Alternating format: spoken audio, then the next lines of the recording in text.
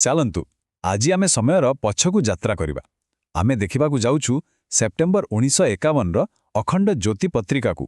ଭାବନ୍ତୁ ତ, ଏହା ହେଉଛି 70 ବର୍ଷରୁ ବି ଅଧିକ ପୁରୁଣା ଏକ ସ୍ୱର, କିନ୍ତୁ ଏଥିରେ ଥିବା ଜ୍ଞାନ ଆଜି ବି ଆମ ପାଇଁ କେତେ ପ୍ରାସଙ୍ଗିକ ହୋଇପାରେ। କିନ୍ତୁ ପ୍ରଶ୍ନ ଉଠୁଛି, ଏତେ ପୁରୁଣା ଗୋଟେ ପତ୍ରିକା ଆମର ଏହି ଆଧୁନିକ ଦ୍ରୁତ ଗତିଶୀଳ ଜୀବନରେ କ'ଣ କାମରେ ଆସିବ? ଆସନ୍ତୁ ଦେଖିବା ଅତୀତର ଏହି ଜ୍ଞାନର ଆଲୋକ ଆମ ବର୍ତ୍ତମାନକୁ କେମିତି ରାସ୍ତା ଦେଖାଉଛି। ଦେଖନ୍ତୁ, ଏହି ପତ୍ରିକା କୌଣସି କଥା ବୁଲେଇ ବଙ୍କେଇ କୁହେନି। ଏହା ସିଧାସଳଖ ଆମ ଦୁନିଆରେ ଥିବା ଅସନ୍ତୋଷ ଆଉ ଦୁଃଖର ମୂଳ କାରଣ ଉପରକୁ ଆସୁଛି, ଆଉ ଏହାକୁ ଆଧୁନିକ ଜୀବନର ରୋଗ ବୋଲି କୁହାଯାଇଛି। ଏଥିରେ ଗୋଟେ ବହୁତ ଶକ୍ତିଶାଳୀ କଥା ଲେଖା ହୋଇଛି। ଲୋଭକୁ ପାପର ଜନକ ବୋଲି କୁହାଯାଇଛି। ଅର୍ଥାତ୍ ଆମର ଯେଉଁ ଅସରନ୍ତି ଇଚ୍ଛା ଆଉ ଭୌତିକ ଜିନିଷ ପାଇବାର ଲାଳସା ଅଛି, ତାହା ହିଁ ମଣିଷର ଦୁଃଖର ସବୁଠୁ ବଡ଼ କାରଣ। ସବୁ ସମସ୍ୟାର ଚେର ହେଉଛି ଏଇଠି।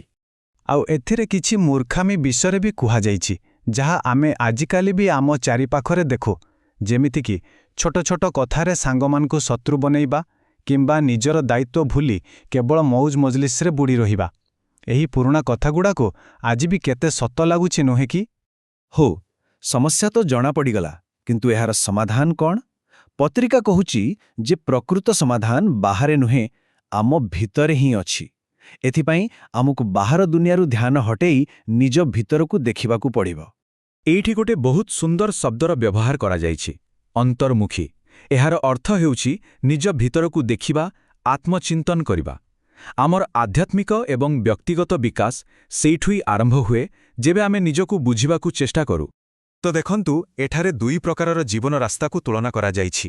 ଗୋଟିଏ ରାସ୍ତା ବାହାରର ଜିନିଷ ପଛରେ ଦୌଡ଼ିବାରେ ଯାଏ, ଯାହାର ଶେଷଫଳ ହେଉଛି ଅସନ୍ତୋଷ, ଆଉ ଗୋଟିଏ ରାସ୍ତା ଭିତରକୁ ଯାଏ, ଯାହା ଆମକୁ ସ୍ଥାୟୀ ସୁଖ ଆଉ ଶାନ୍ତି ଦିଏ। ପତ୍ରିକା ସ୍ପଷ୍ଟ ଭାବରେ କହୁଛି ଯେ ପ୍ରକୃତ ଖୁସି ଆମ ଆତ୍ମାରେ ଅଛି, ଆମ ଇନ୍ଦ୍ରିୟରେ ନୁହେଁ। ଆମେ ଯେତେବେଳେ ଯଜ୍ଞ ଶବ୍ଦ ଶୁଣୁ, ଆମ ମନକୁ ନିଆଁ, ଆହୁତି ଆଉ ମନ୍ତ୍ର କଥା ଆସେ, ଠିକ୍ ନା? କିନ୍ତୁ ଏହି ପତ୍ରିକା ଯଜ୍ଞର ଏକ ବହୁତ ବଡ଼, ବହୁତ ଗଭୀର ଅର୍ଥ ବୁଝାଉଛି। ଏହା କହୁଛି ଯେ ଯଜ୍ଞ ହେଉଛି ଏକ ଜୀବନଶୈଳୀ ଯେଉଁଠି ଆମେ ଆମର ପ୍ରତ୍ୟେକ କାମକୁ ସମାଜର ମଙ୍ଗଳ ପାଇଁ ନିଃସ୍ୱାର୍ଥ ଭାବରେ ସମର୍ପଣ କରୁ। କଥା ହେଉଛି, ଏତେ ବଡ଼ ଦର୍ଶନକୁ ଆମେ ଆମର ସାଧାରଣ ଜୀବନରେ କେମିତି ଆପଣାଇବା?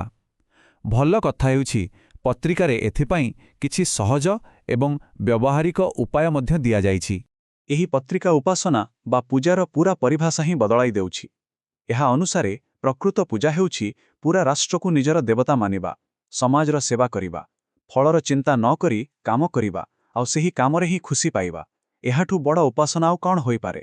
ଏହି ବିଶ୍ଳେଷଣର ଆଉ ଗୋଟେ ମଜେଦାର କଥା କ'ଣ ଜାଣିଛନ୍ତି? ଏଥିରେ ସ୍ୱାସ୍ଥ୍ୟ ବିଜ୍ଞାନ ନାମକ ଏକ ସ୍ୱତନ୍ତ୍ର ବିଭାଗ ଅଛି, ଯେଉଁଥିରେ ଆଧ୍ୟାତ୍ମିକତା ସହ ଶରୀର ସ୍ୱାସ୍ଥ୍ୟକୁ ବି ଯୋଡ଼ାଯାଇଛି। ମନ ଭଲ ତ ସବୁ ଭଲ, ଏହି କଥା ଉପରେ ଏଥିରେ ଗୁରୁତ୍ୱ ଦିଆଯାଇଛି। ଦେଖନ୍ତୁ, ଏଠାରେ ଦୁଇ ପ୍ରକାରର ଥକାପଣ କଥା କୁହାଯାଇଛି। ଗୋଟିଏ ହେଲା ଶାରୀରିକ ଥକାପଣ, ଯାହା ଆରାମ କଲେ ଦୂର ହୋଇଯାଏ, କିନ୍ତୁ ଆଉ ଗୋଟିଏ ହେଲା ମାନସିକ ଥକାପଣ, ଯାହା ଚିନ୍ତା ଆଉ ଉଦ୍ବେଗରୁ ଆସେ, ଆଉ ଏହା ବହୁତ କ୍ଷତିକାରକ। ଏହାର ଉପଚାର ହେଉଛି ମନର ଶାନ୍ତି। ତେଣୁ ଶରୀର ସହ ମନର ଯତ୍ନ ନେବା ନିହାତି ଜରୁରୀ। ଆଉ ଏବେ ଆସନ୍ତୁ ପତ୍ରିକାର ସେହି ଅଂଶକୁ ଯିବା, ଯାହା ବୋଧହୁଏ ସବୁଠୁ ସୁନ୍ଦର ଆଉ ସବୁଠୁ ଗୁରୁତ୍ୱପୂର୍ଣ୍ଣ। ଏହା ହେଉଛି ସମାଜରେ ମାଆର ଭୂମିକା ଉପରେ।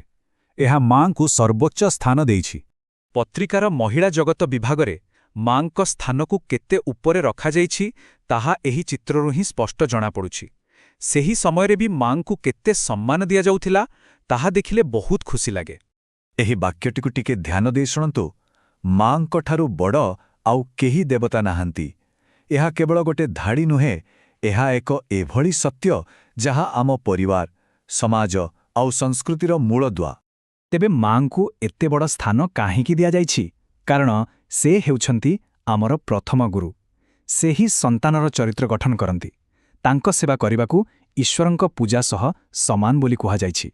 ଏପରିକି ଏକ ରାଷ୍ଟ୍ରର ଭବିଷ୍ୟତ ବି ତାର ମାମାନଙ୍କ ଉପରେ ନିର୍ଭର କରେ। ତେବେ ଏତେ ସବୁ ଆଲୋଚନା ପରେ 1951 ମସିହାର ଏହି ପତ୍ରିକାରୁ ଆମେ ଆଜି ପାଇଁ କ'ଣ ମୁଖ୍ୟ ଶିକ୍ଷା ନେଇପାରିବା? ଆସନ୍ତୁ ଏହି ଚିରନ୍ତନ ଜ୍ଞାନର ସାରାଂଶ ଉପରେ ନଜର ପକାଇବା। ସାରାଂଶରେ କହିବାକୁ ଗଲେ, ଏକ ସୁଖମୟ ଓ ସାର୍ଥକ ଜୀବନର ରାସ୍ତା କ'ଣ? ଏହି ପ୍ରାଚୀନ ଜ୍ଞାନ ଆମକୁ 4ଟି ମୁଖ୍ୟ ସୂତ୍ର ଦେଉଛି।